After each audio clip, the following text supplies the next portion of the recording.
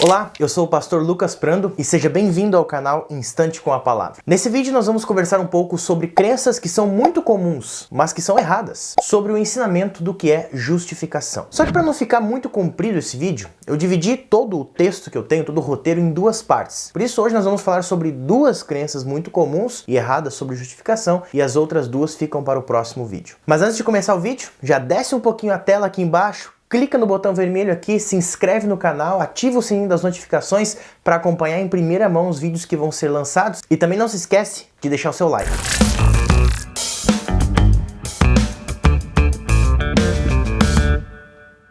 A primeira crença muito comum, mas errada, sobre justificação é a crença que diz: você só tem que acreditar. Quando o apóstolo Paulo escreveu, em Romanos capítulo 3, versículo 28, que nós somos justificados pela fé independentemente das obras da lei, Paulo está diferenciando dois tipos de justificação: a justificação pela fé e a justificação pelas obras. O contexto mais amplo da carta aos Romanos revela o que o versículo 28 do capítulo 3 não diz de maneira explícita aqui, que é o objeto dessa fé, ou seja, em quem ou o que nós vamos acreditar. E o objeto da fé cristã é Cristo Jesus e somente Ele. Entretanto, a nossa cultura também acredita e ensina que nós somos justificados pela fé também. Mas o objeto dessa fé para a cultura é bem diferente do que o apóstolo Paulo ensina na carta aos Romanos, por exemplo. O objeto da fé para a nossa cultura é a crença em si mesmo. Acreditar em si mesmo, porque acreditar em si mesmo é uma espécie de chave para alcançar a salvação ou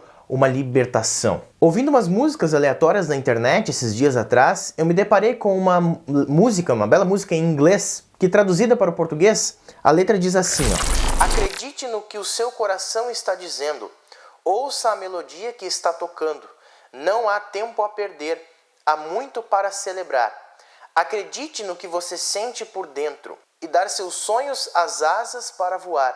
Você tem tudo o que você precisa, se você apenas acreditar. A letra dessa música resume muito bem o que eu acabei de dizer. Qual é o objeto da fé que essa canção anuncia? Que você deve acreditar em você mesmo, que você deve ouvir o seu coração. E a promessa da música é que se você fizer isso, então você terá tudo o que você precisa. Entretanto, se nós olharmos para a Escritura, nós veremos um ensinamento bem diferente desse.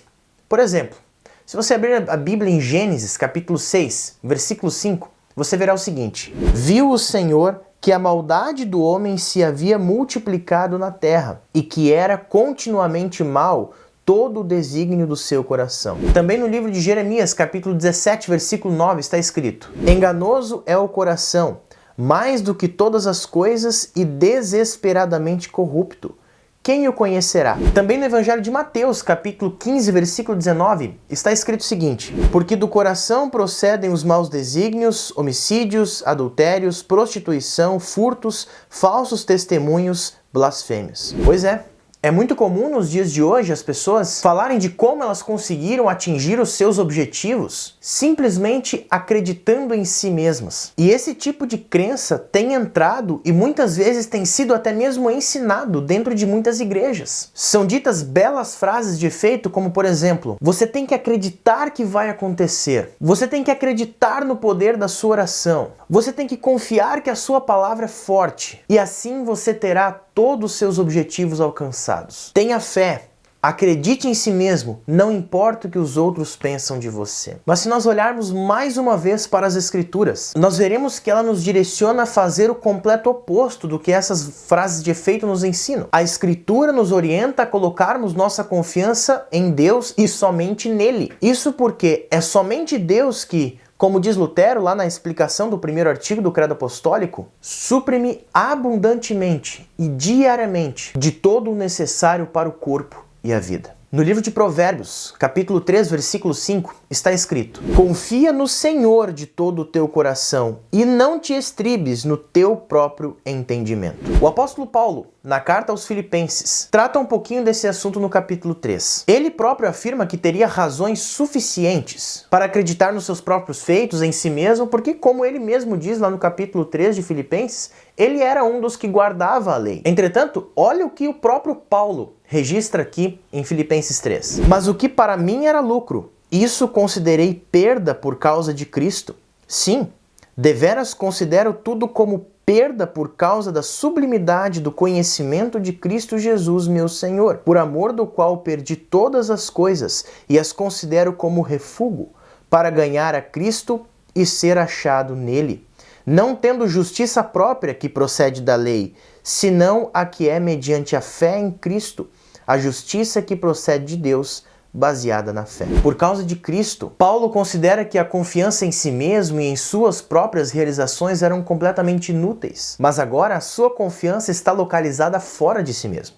Está localizada em Cristo Jesus. Cristo, e somente Ele, é o objeto da fé cristã. Porque Deus, como afirma o contexto da carta de Paulo aos Romanos, justifica o pecador somente pela fé no objeto certo. Não em obras, não em si mesmo, mas única e exclusivamente em Cristo. A segunda crença muito comum, mas errada, sobre justificação, que nós vamos falar no dia de hoje, é: a sua prosperidade mostra que você tem a aprovação de Deus. Ao longo da história, muitas pessoas interpretaram que a riqueza era um sinal de que Deus se agradava de tal pessoa. E alguns pregadores, nos dias de hoje, apontam para que as pessoas olhem para Cristo não como o Salvador do mundo que veio especialmente para perdoar os pecados da humanidade, mas apontam para Jesus meramente como seu libertador de doenças, de dificuldades, de tristeza e de pobreza. Segundo esses pregadores,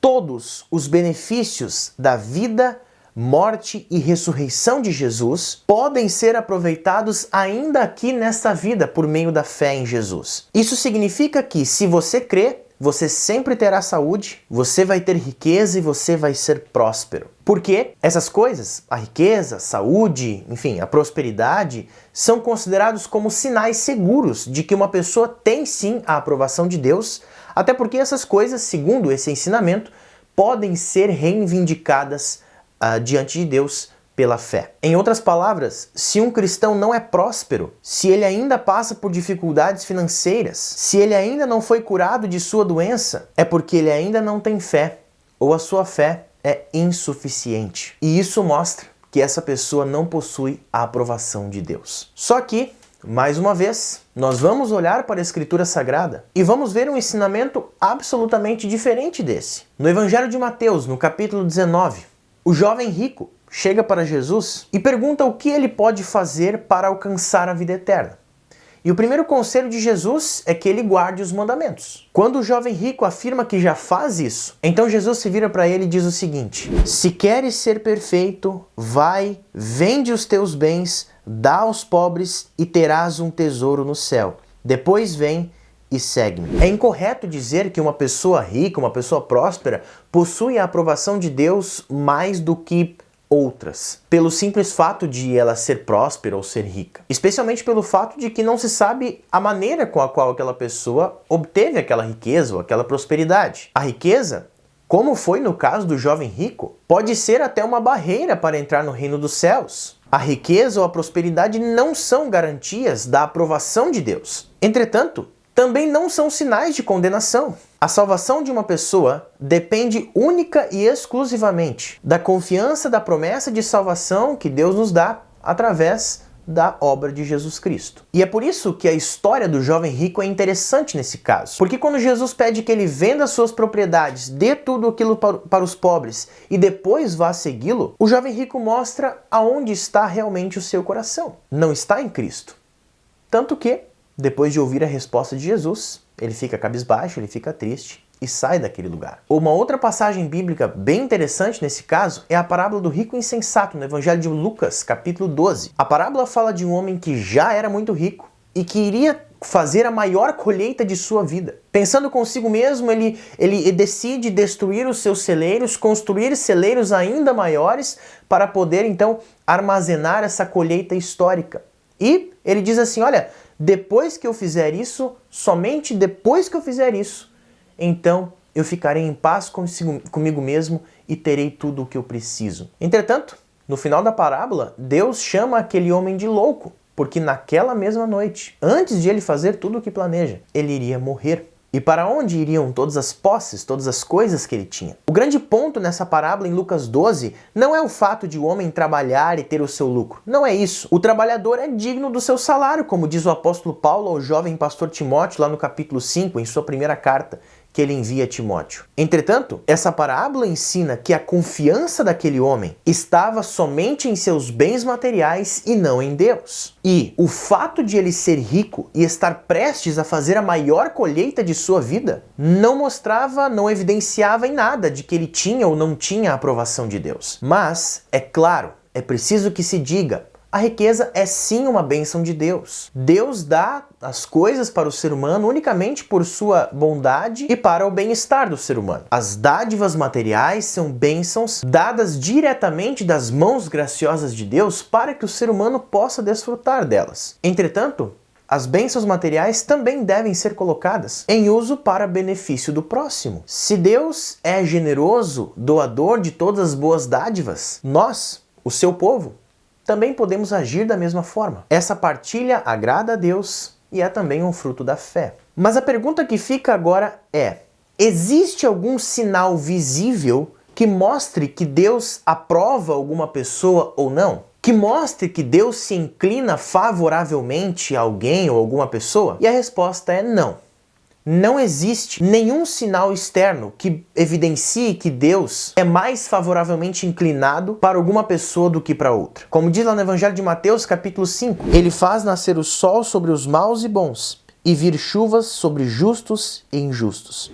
Vejam bem, sem a revelação das Escrituras Sagradas, nós não poderíamos saber nem que a crucificação e a ressurreição de Jesus, ou os meios da graça, o batismo, a Santa Ceia, a palavra escrita e falada, foram e são sinais do amor de Deus. O melhor que pode ser dito sobre a prosperidade externa é que se deve receber todas essas bênçãos e dádivas de Deus em louvor e ação de graças e usá-las para dar glória ao nome de Deus e também usá-las em amor ao próximo.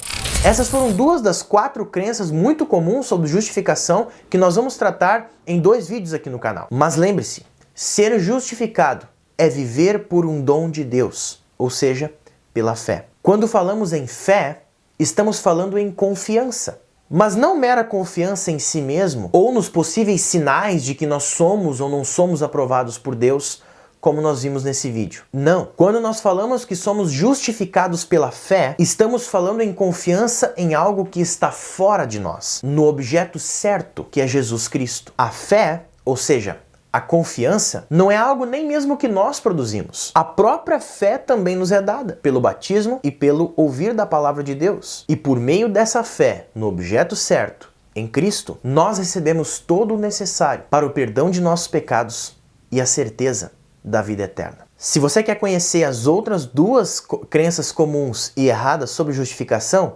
não se esquece de acompanhar o próximo vídeo. E para não perder, se inscreve aqui no canal, ativa o sininho das notificações e deixe seu like também para apoiar esse vídeo que foi lançado. Desejo a todos vocês as mais ricas bênçãos de Deus e até a próxima. Tchau, tchau!